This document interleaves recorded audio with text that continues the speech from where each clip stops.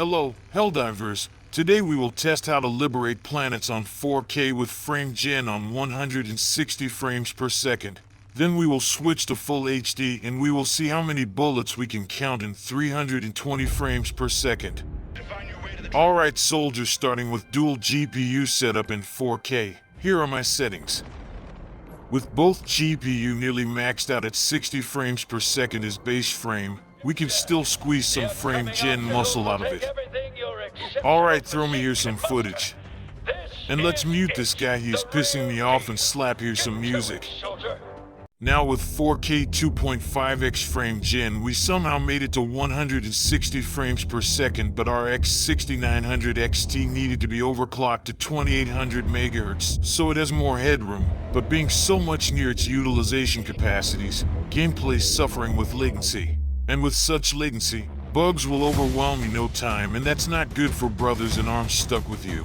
In that case, it's better to lower resolution, so GPU don't need to fight in such tight enclosure.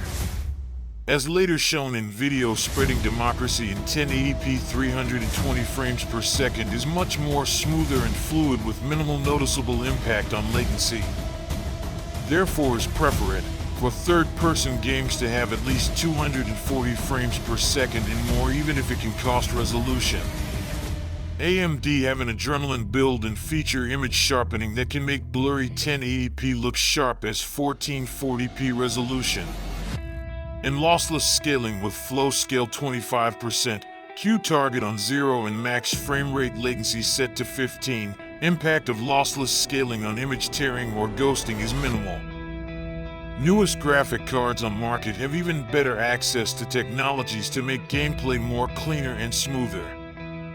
But who cares? We are here to make chunks, playable piece of bricks, until new bricks arrives on Scrapyard, because there is no worth in buying new bricks on current market.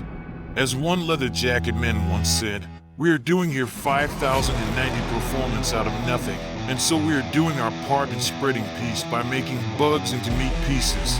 So I will leave you here with the rest of the video. Salute.